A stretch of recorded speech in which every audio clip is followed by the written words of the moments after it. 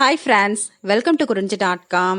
Evening ஸ்நாக்ஸுக்கு நல்லா மொறுமொறுப்பாக கோதுமை மாவில் செய்யக்கூடிய 50-50 டேஸ்ட்டில் ஒரு சிப்ஸ் எப்படி செய்யறதுன்னு பார்க்கலாங்க. இதில் நம்ம உப்பு, இனிப்பு, காரம் எல்லாமே சேர்க்கறதுனால அந்த சிப்ஸ் ஈவினிங் டீ கூட சாப்பிட்றதுக்கு அவ்வளோ சூப்பராக இருக்கும். வாங்க இன்னைக்கு எப்படி செய்யறதுன்னு பார்க்கலாம். இப்போ நான் அதுக்கு 1 கப் அளவுக்கு கோதுமை மாவு எடுத்திருக்கேன்.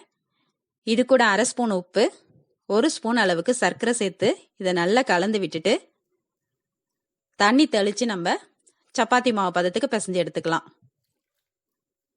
நல்லா டைட்டாக பிசைஞ்சு எடுத்துக்குங்க. அப்போ தான் நம்ம திரட்டி கட் பண்ணுறதுக்கு ரொம்ப ஈஸியாக இருக்கும். ரொம்ப லூஸாக இருந்துச்சுன்னா திரட்டுறதுக்கும் கஷ்டமாக இருக்கும், நம்ம கட் பண்ணி எடுத்து பொரிக்கிறதுக்கும் ரொம்ப கஷ்டமாக இருக்கும். அதனால் நல்லா டைட்டாக பிசைஞ்சு எடுத்துக்குங்க.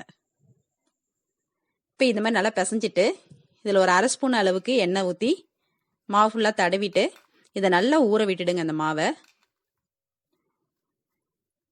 ஒரு 1/2 மணி நேரத்துலேருந்து 1 மணி நேரம் கூட இந்த மாவு நல்லா ஊறட்டும். இப்போ உங்களுக்கு பார்த்தீங்கன்னா மாவு நல்லா சாஃப்டாக இருக்கும். இப்போ திரும்ப இதை நல்லா பிசைஞ்சிட்டு இந்த மாதிரி திரட்டுற கட்டையில் நம்ம நைஸாக சப்பாத்தி மாதிரியே திரட்டிக்கலாம். இது ரொம்ப புதுசாக இருக்குங்க டேஸ்ட் உங்களுக்கு.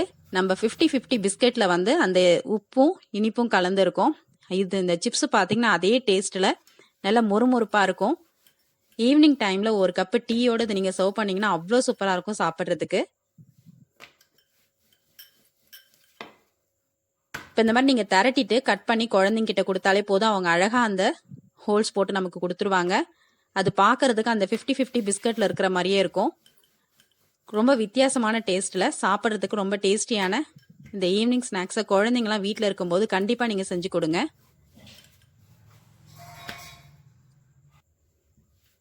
இப்போ இந்த மாதிரி நல்லா திரட்டிட்டு இது ஓரங்களை கட் பண்ணிவிட்டு ஒரு சதுரமாக நம்ம கட் பண்ணி எடுத்துடலாம்.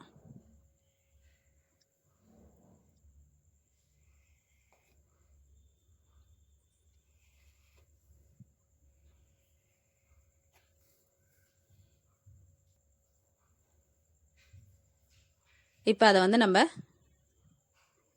இந்த மாதிரி சின்ன சின்ன ஷேப் வர்ற மாதிரி கட் பண்ணிக்கலாம்.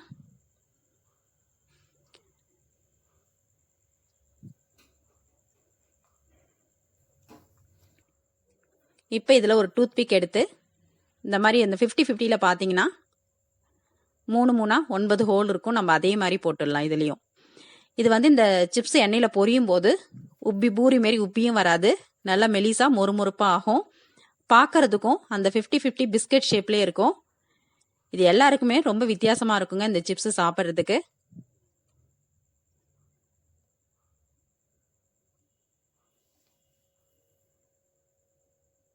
இப்போ இந்த மாதிரி நம்ம எல்லாத்துலேயும் ஹோல் போட்டு விட்டுடலாம்.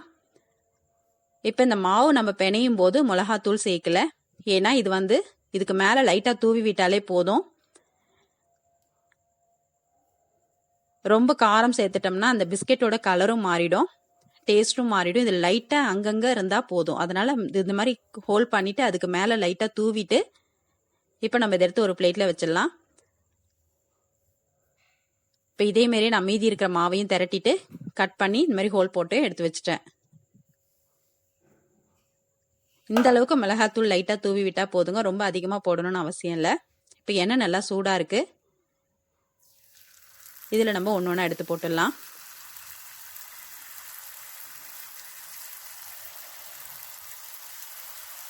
வெறும் கோதுமை மாவு கூட சர்க்கரை, உப்பு, தண்ணி மட்டும் கலந்து பிசைஞ்சு ரொம்ப ஈஸியாக இந்த சிப்ஸை நம்ம செஞ்சு கொடுத்துடலாம்.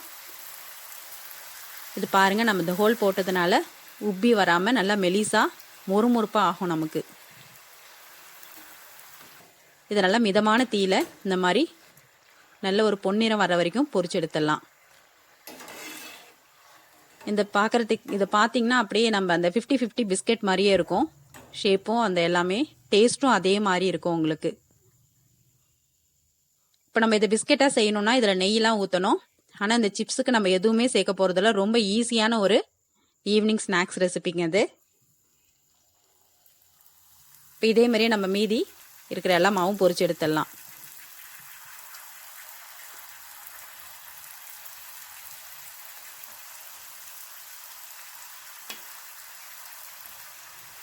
நீங்கள் போடும்போது மட்டும் எல்லாத்தையும் ஒன்றா போடாமல் இந்த மாதிரி தனித்தனியாக போடுங்க. அப்போ தான் அந்த ஷேப் அழகாக கிடைக்கும். இப்போ நான் எல்லா சிப்ஸும் அந்த மாதிரி பொரிச்சு எடுத்துட்டேன். இப்போ லாஸ்ட்டாக இது கூட உங்களுக்கு தேவைன்னா ஒரு 1/4 ஸ்பூன் அளவுக்கு சாட் மசாலா தூவி நல்லா கலந்து சர்வ் பண்ணும்போது டேஸ்ட்டு செம்மையாக இருக்குங்க. அப்படி இல்லைன்னா நீங்கள் அதை அப்படியே கூட சர்வ் பண்ணிக்கலாம். அந்த சாட் மசாலா தூவும்போது எக்ஸ்ட்ரா ஒரு ஃப்ளேவரோட இந்த சிப்ஸு சாப்பிட அவ்வளோ டேஸ்ட்டாக இருக்கும். ரொம்ப ஈஸியான ஹெல்தியான இந்த கோதுமை மாவு சிப்ஸை நீங்களும் உங்கள் வீட்டில் செஞ்சு பாருங்கள். இந்த ரெசிபி உங்களுக்கு பிடிச்சிருந்தா லைக் பண்ணுங்கள், ஷேர் பண்ணுங்கள், சப்ஸ்கிரைப் பண்ணுங்கள். உங்கள் ஃப்ரெண்ட்ஸ் அண்ட் ரிலேட்டிவ்ஸோட இந்த வீடியோவை ஷேர் பண்ணிக்கோங்க. நன்றி, வணக்கம்.